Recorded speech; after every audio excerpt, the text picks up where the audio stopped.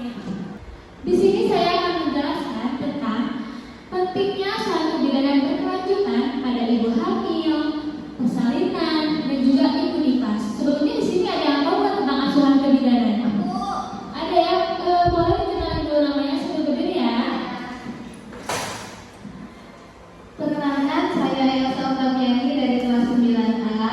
Di sini saya ingin menjawab ya, asuhan kebidanan merupakan tindakan yang diberikan oleh bidan kepada masyarakat atau ibu hamil, ibu nifas, ibu bersalin dan lain sebagainya. Terima kasih. Oke, bisa beri tepuk tangan ya kepada Elsa. Terima kasih ya Elsa sudah menjawab.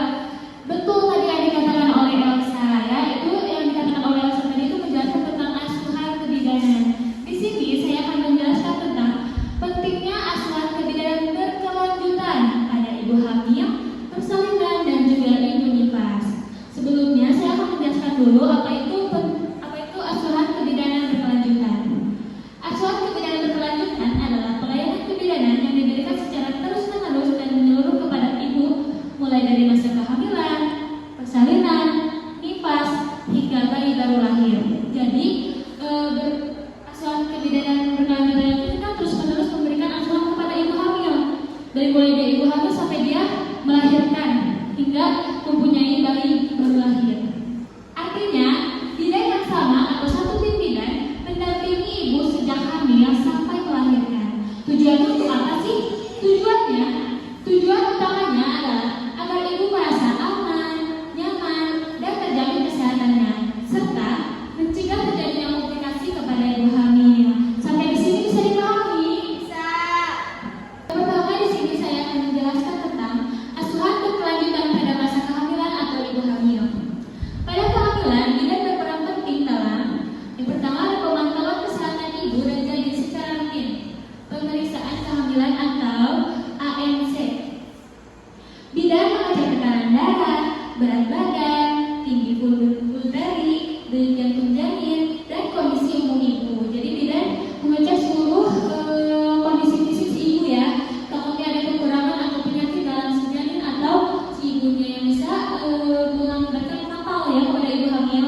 Deteksi dini kelainan atau risiko tinggi seperti anemia, hipertensi, atau kehamilan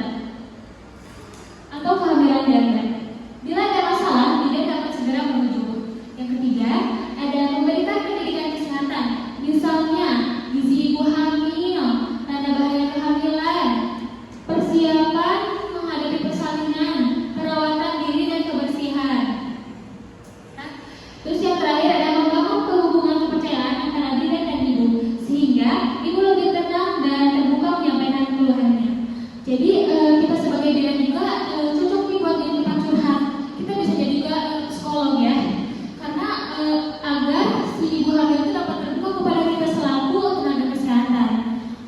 Manfaat dari asuhan berkelanjutan pada ibu hamil yaitu jika asuhan selama hamil baik dan terpantau, maka risiko komplikasi saat melahirkan bisa ditekan dan ibu siap secara fisik maupun mental. Jadi tujuannya itu sangat penting ya.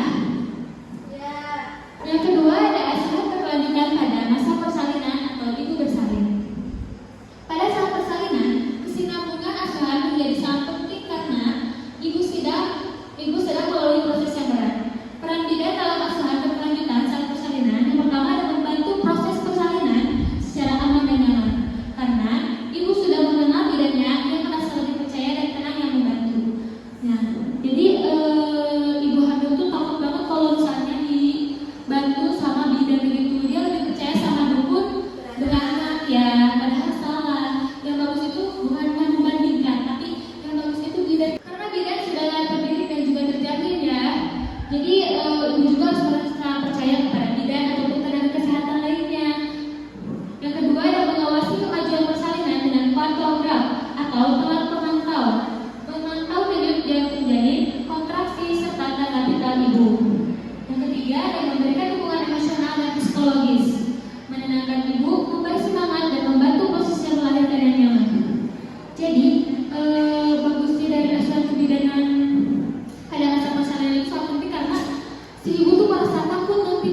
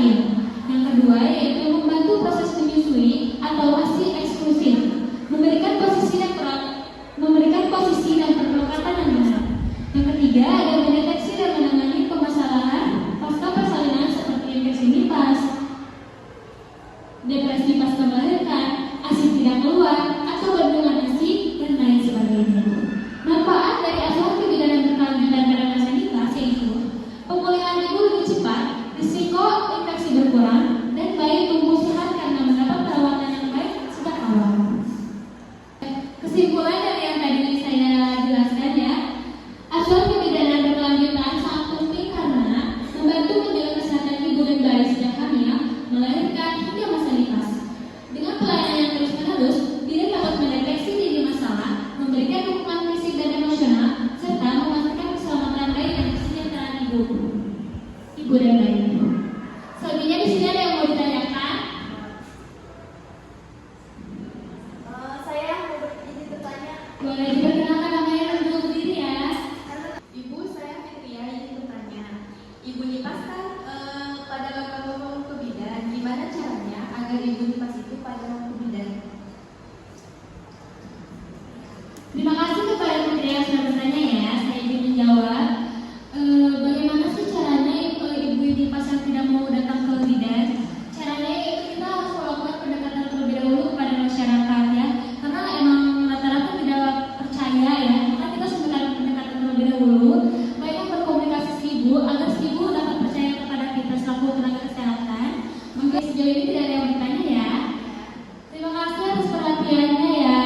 Mohon maaf atas apabila ada kurang dan lebihnya. Saya izin mengundurkan diri. Assalamualaikum warahmatullahi wabarakatuh. Waalaikumsalam warahmatullahi wabarakatuh. Beri tepuk tangan untuk semuanya. Baik, terima kasih kepada saudari Rida Diaulak yang telah memberikan sedikit ilmunya ya. Terima kasih. Cukup sekian acara pada hari ini. Terima kasih buat adik-adik semuanya yang sudah bersedia hadir pada seminar kali ini. Terima kasih. Wassalamualaikum warahmatullahi wabarakatuh. Waalaikumsalam warahmatullahi